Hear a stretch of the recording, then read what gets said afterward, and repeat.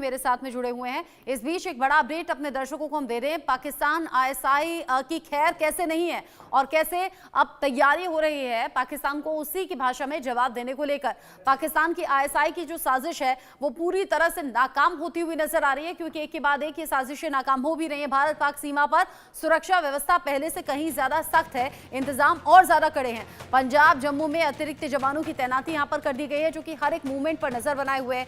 साथ ही साथ 24 फरवरी को एलओसी पर अतिरिक्त जवानों की भी तैनाती करने की खबर सामने आई है। हथियारों और ड्रग्स की तस्करी पर लगाम लगाने की कोशिश भी यहां पर पूरी तरीके से की गई है, जो कि जरूरी है भी। ड्रोन वाली साजिश आप देखते हैं बार बार अंजाम दी जाती है। ड्रोन गतिविधियों पर विशेष ध्यान रखा जा रहा है और हर साजिश को न सिर्फ नाकाम किया जा रहा है बल्कि आगे के लिए भी आगाह कर दिया जा रहा है। जैसे अगर घुसपैठिए सीमा पार करने की कोशिश कर रहे हैं तो उन्हें ढेर कर दिया जा रहा है। ड्रोन वाली साजिश पर भी निगाह है, किसी भी तरीके से उसे कामयाब नहीं होने देना है, क्योंकि ड्रोन के ही जरिए नशीला पदार्थ, ड्रग्स, हथियार ये सब कुछ सप्लाई किए जाते रहे हैं इससे पहले भी। बीएसएफ की पैनी नजर कैसे है? पंजाब में 553 किलोमीटर सीमा पर बीएसएफ के जवान तैनात हैं। जम्मू में 40 किलोमीटर का करीब ये हिस्सा है जहां सीमा की सुरक्षा करने का काम बीएसएफ करती है। एलओसी और 151 किलोमीटर जो अंतर्राष्ट्रीय सीमा है उसकी निगरानी करने का काम भी बीएसएफ के जिम्मे है। पंजाब में 553 किलोमीटर सीमा पर तैनात है बीएसएफ और यहां ड्यूटी बीएसएफ के जरिए होती है। घुसपैठिए कब कब कहां जान हुए हैं जान लीजिए। 26 फरवरी बीएसएफ ने जहां बड़ी कामयाबी हासिल की, पठानकोट के रास्ते घुसपैठ की फिराक में था पाकिस्तानी, न सिर्फ उस कोशिश को नाकाम किया बल्कि अमृतसर में पाकिस्तानी घुसपैठिया 3 मार्च को मारा भी गया। यानी कि ये कोशिशें नाकाम भी हो रही हैं और घुसपैठिए ढेर भी हो रहे हैं। भारतीय इलाके में घुसने की फिराक में ये पाकिस्तानी घुसपैठिया था और न सिर्फ उन्हें पकड़ा जा रहा है बल्कि ढेर भी किया जा रहा है। बीएसएफ ने पठानकोट में ये बड़ी कामयाबी हासिल की। पठानकोट के रास्ते घुसपैठ की फिराक में ये पाकिस्तानी था, उसे पकड़कर ढेर भी कर दिया गया और मारा गया। अमृतसर में भी इस तरह की कोशिश नाकाम की गई है और हम देख रहे हैं पिछले कुछ दिन में ये कोशिशें तेजी से बढ़ी हैं और इन कोशिशों को न सिर्फ रोका जा रहा है बल्कि एक एक करके घुसपैठिए ढेर भी हुए हैं, ताकि आगे इन फ्यूचर अगर कोई ऐसी हिमाकत करता है तो ये जान ले कि उसका अंजाम क्या हो सकता है।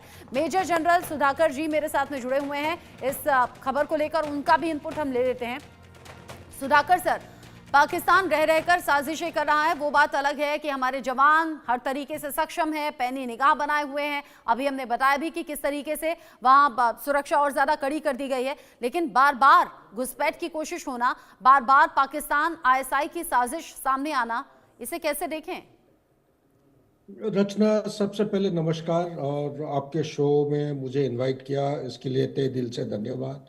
जहाँ तक आपकी सवाल है, सवाल के जवाब में मैं ये कहूँगा कि पिछले कोई साले प्रोग्राम में आप ही एंकर रहते थे। मैंने एक चीज़ ज़रूर जिक्र किया है बार बार कि ये पाकिस्तान का जो डॉक्ट्रिन,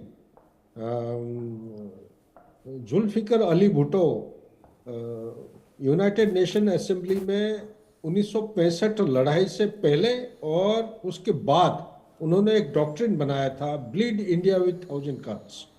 धीरे धीरे ये जो उसका जो स्टेटमेंट है ये धीरे रिफाइन होते गया और 1979 जब जियाउल हक प्रेसिडेंट थे, मार्शल रूलर थे, तो उन्होंने एक पॉलिसी निकाला था। उस पॉलिसी के आधार पर K2 डेस्क खोला गया था, K2, K1, K2। ये लॉन्ग टर्म प्लानिंग है पाकिस्तान का, क्योंकि ये जो 93,000 PW 1971 की लड़ाई में बांग्लादेश लिबरेट हुआ, जिसको छाती पीट पीट के बोलते थे कि हिंदुस्तान के पास काबिलियत नहीं है, कुछ नहीं कर सकता है, हाँ काफिर है, इसके लायक नहीं है, ऐसा ही उनका जो याह्या खान उधर स्टेटमेंट दिया करते थे। तो उन्हीं के सामने जब ये होने लगा तो उनको हजम नहीं हुआ, तो उन्होंने एक स्लोगन दिया था एक देश को, और उनका एक डॉक्ट्रिन है